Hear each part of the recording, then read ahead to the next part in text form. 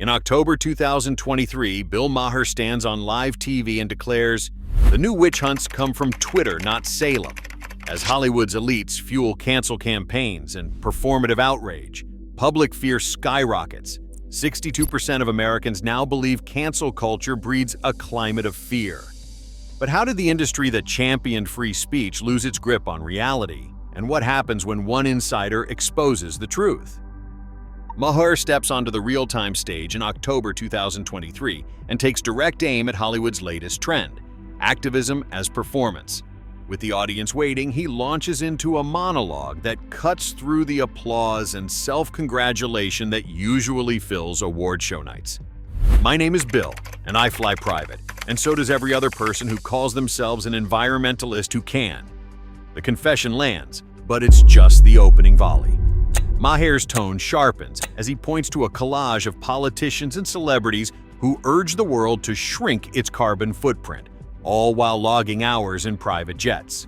The punchline is swift. Save the Earth, but do it from 30,000 feet. They preach carbon guilt while sipping champagne at cruising altitude. It's not activism, it's performance art.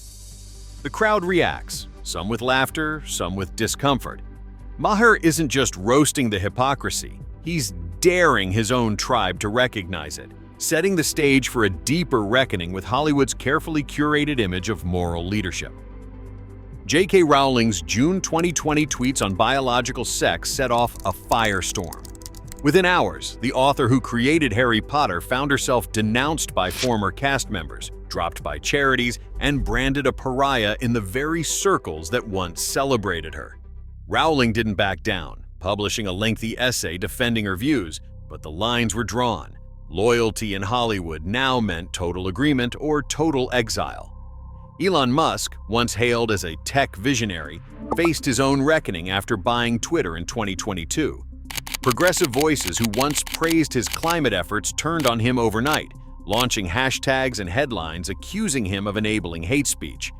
Boycotts trended, but Musk stayed defiant, refusing to play by the new rules of ideological purity.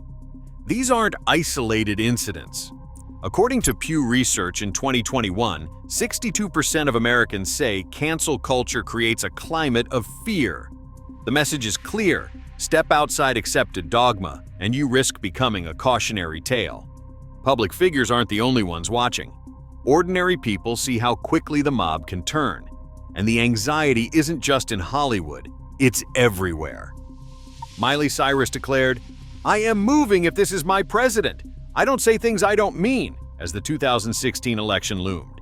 Eddie Griffin promised Africa. George Lopez joked about packing his bags. The headlines were loud, the threats dramatic, and the applause immediate.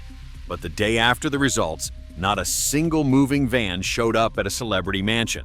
Instead, red carpets and late-night sets filled with the same faces, now leading the so-called resistance from the comfort of Beverly Hills. Maher skewers the gap between words and action. If you're gonna scream about resistance, at least pack a suitcase. The resistance became a hashtag, not a flight plan. For every vow to abandon America, there was a follow-up tour, a new endorsement, another awards show selfie. The outrage looked bold on Instagram, but in real life it never left the driveway.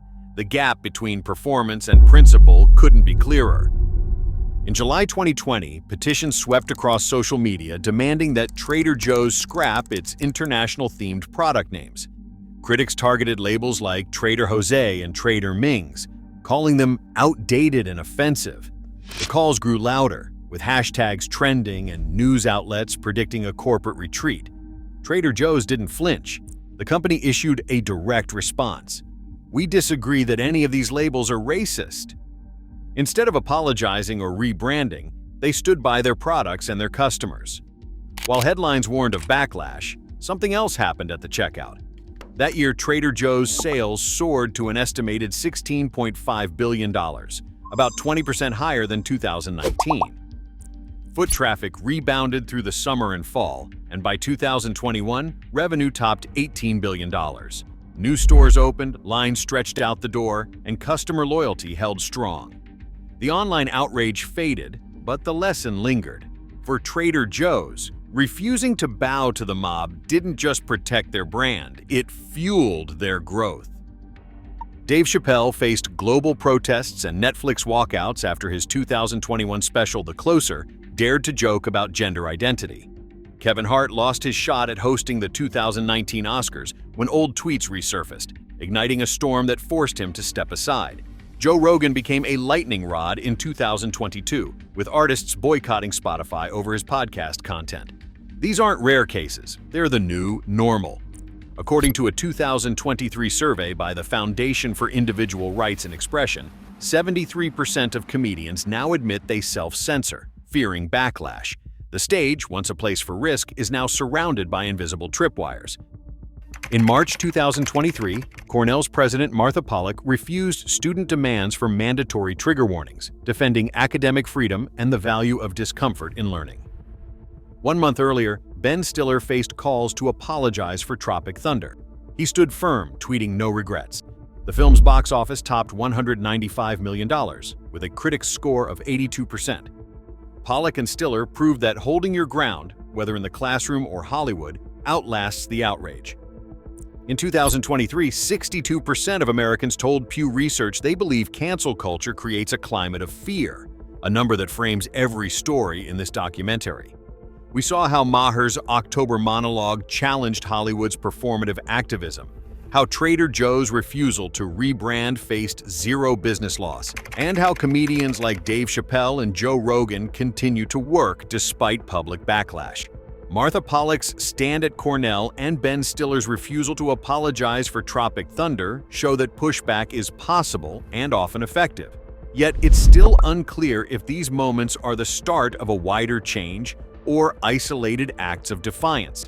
With 73% of comedians reporting self-censorship and 58% of Americans saying free speech is under threat, the question of whether Hollywood will embrace open debate remains. What's clear is that dissent now defines real courage in entertainment. As Maher put it, stop apologizing for common sense. In a business built on image, authenticity is becoming the rarest commodity.